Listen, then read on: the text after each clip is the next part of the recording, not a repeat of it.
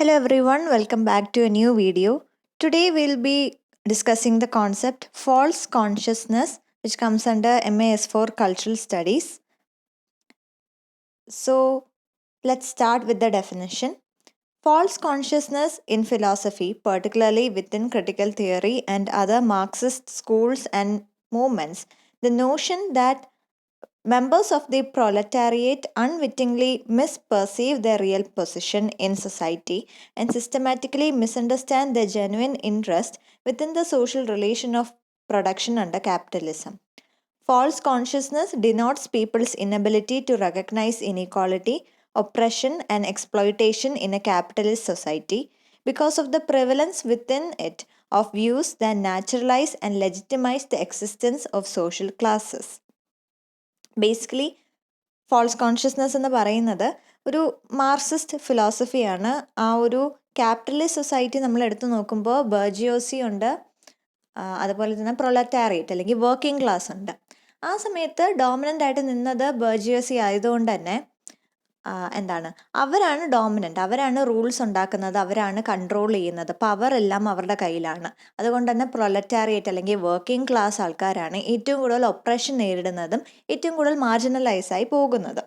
പക്ഷേ അവിടെ ഒരു പ്രശ്നം എന്തെന്ന് വെച്ചാൽ അവർ സ്വയം മനസ്സിലാക്കുന്നില്ല അവരാണ് ഒപ്രസ്ഡ് ആകുന്നത്, അവരുടെ റൈറ്റ്സ് ആണ് മറ്റുള്ളവർ തട്ടിയെടുക്കുന്നത് എന്നുള്ളൊരു കാര്യം അവർ മനസ്സിലാക്കുന്നില്ല. ഇത് നാച്ചുറൽ ആണ്, ഇങ്ങനത്തെ ഉള്ളൊരു ഡിവിഷൻ, ഈ ഒരു സിസ്റ്റം ഇത് വളരെ നാച്ചുറലാണ്, ലെജിറ്റിമൈസ് ആയിട്ടുള്ളതാണ് എന്ന് അവർ വിശ്വസിക്കുന്നു. അങ്ങനെ മാർക്സിസ്റ്റ് ഫിലോസഫി എന്നാണ് ഈ ഒരു ഫാൾസ് കോൺഷ്യസ്നസ് എന്നൊരു ടേം ഉണ്ടായി വരുന്നത്. പിൻകാലത്ത് ഇപ്പോൾ സൊസൈറ്റിയിൽ ഏതൊരു കാര്യം, ഏതൊരു ഫീൽഡിൽ ഏതൊരു ആസ്പെക്റ്റ് എടുത്ത് നോക്കിയാലും ഈ ഒരു ഫാൾസ് കോൺഷ്യസ്നസ് കാണാൻ പറ്റും. ഇപ്പോൾ ജെൻഡർ എടുത്ത് നോക്കുകയാണെങ്കിലും പീട്രിയാർക്കൽ സൊസൈറ്റി എന്ന് പറയുമ്പോൾ അവിടെ അടിച്ചമർത്തപ്പെട്ടു പോകുന്ന മറ്റ് ജെൻഡേഴ്സ് ഉണ്ട്. ആ ജെൻഡർ കാറ്റഗറികളെല്ലാം തന്നെ ഒരു ഫാൾസ് കോൺഷ്യസ്നെസ്സിൽ നിൽക്കാറുണ്ടായിരുന്നു. കാരണം ഒരു സമയം വരെ പീട്രിയാർക്കൽ സൊസൈറ്റിയിൽ അതാണ് ഡോമിനൻ്റ്, പേട്രിയാർക്കിയാണ് ഡോമിനൻ്റ്, അവർ പറയുന്നതാണ് വേദവാക്യം എന്നുള്ള രീതിയിലായിരുന്നു സൊസൈറ്റി പോയിക്കൊണ്ടിരുന്നത്.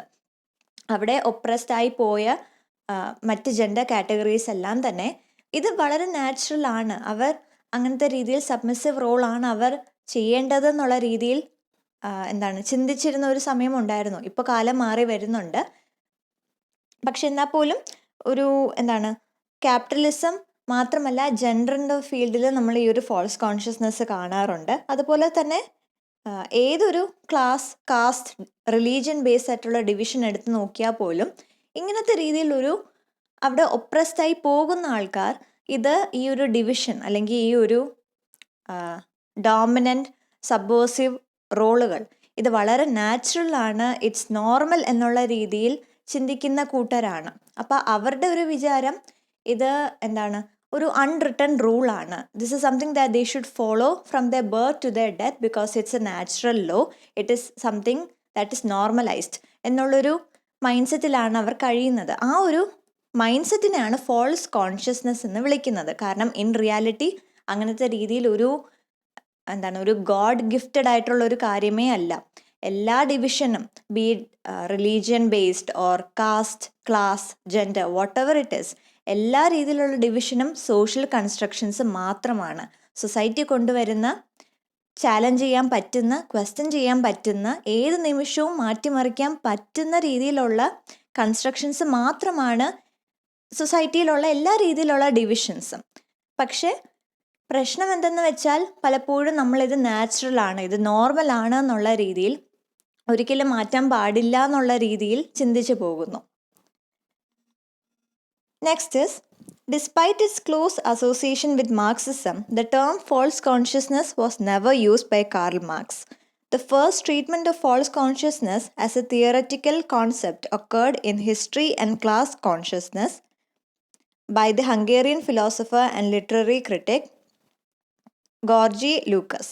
The concept was further developed in the 20th century by Marxist scholars such as the German-born American philosopher Herbert Marcuse and the French socialist Henri Lefebvre.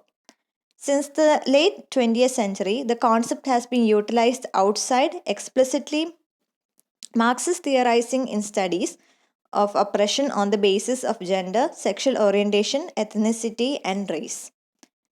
അപ്പോൾ ഞാൻ പറഞ്ഞു സ്റ്റാർട്ടിങ്ങിൽ തന്നെ എന്താണ് പ്രൊലറ്റാരിയറ്റിൻ്റെ എക്സാമ്പിൾ വെച്ചിട്ടാണ് ഫോൾസ് കോൺഷ്യസ്നെസ് പറയുന്നത്. അപ്പോൾ മാർക്സിസമായിട്ട് റിലേറ്റ് ചെയ്യാൻ പറ്റുന്ന, മാർക്സിസമായിട്ട് ക്ലോസ് അസോസിയേഷൻ ഉള്ളൊരു ടേം ആണെങ്കിൽ പോലും കാറൽ മാർക്സ് ഒരിക്കലും ഈ ഒരു ടേം ഉപയോഗിച്ചിട്ടില്ല.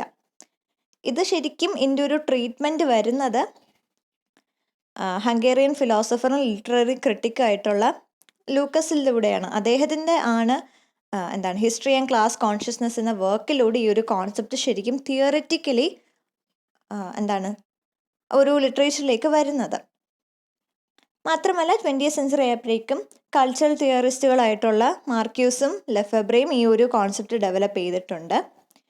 ഞാൻ നേരത്തെ പറഞ്ഞ പോലെ തന്നെ ഇനിഷ്യലി അതൊരു ക്ലാസ് ഡിവിഷനിലായിരുന്നു ഈ ഒരു ഫോൾസ് കോൺഷ്യസ്നെസ് എന്നുള്ളൊരു ടേം കൂടുതലും പോപ്പുലറൈസ് വന്നത്.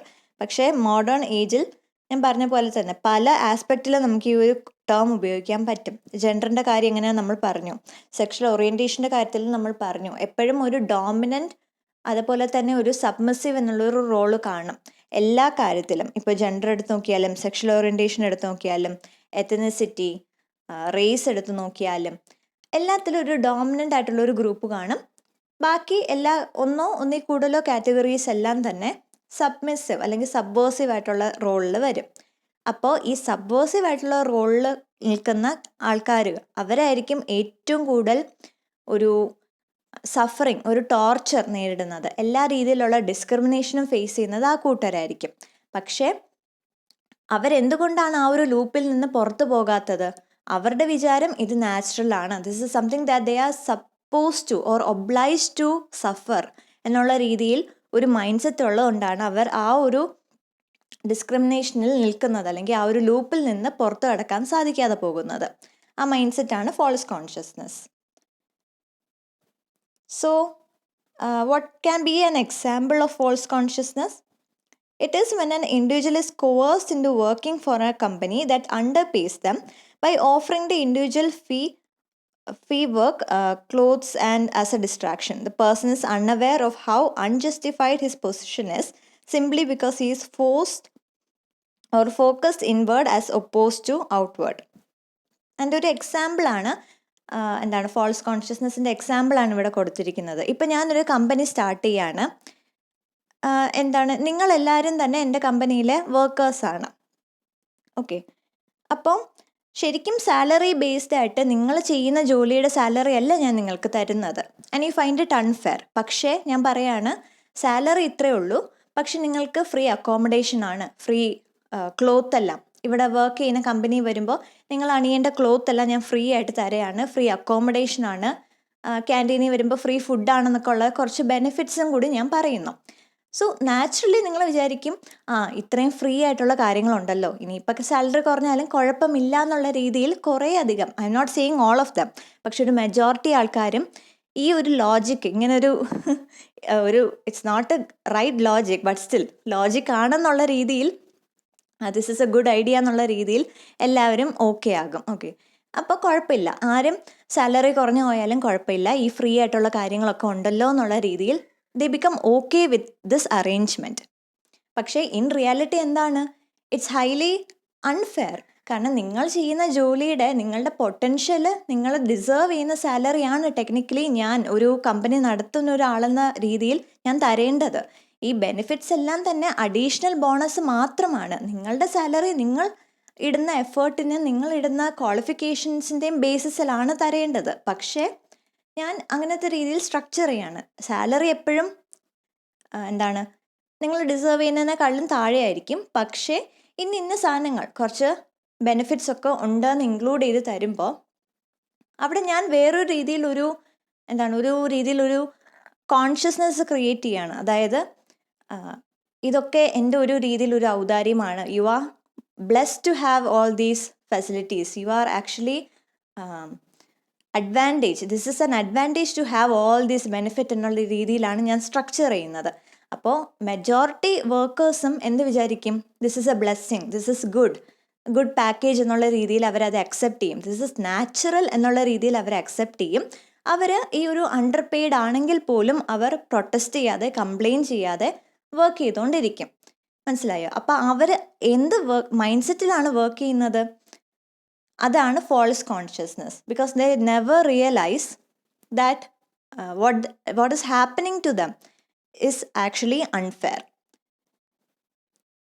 And now move on to another difference, false consciousness versus class consciousness. Class consciousness is when individuals are aware of their class and their social situation. False consciousness is when these individuals are unaware of their circumstances and are being deceived. അതുതന്നെയാണ് വ്യത്യാസം. കാരണം false consciousness എന്ന് പറയുമ്പോൾ class consciousness എന്നൊരു term കൂടി ഉണ്ട്. അത് തമ്മിൽ എന്താണ് വ്യത്യാസമുണ്ടോ, സിമിലർ ആണോ എന്നുള്ളൊരു കാര്യം കൂടി നമ്മൾ അറിയണം.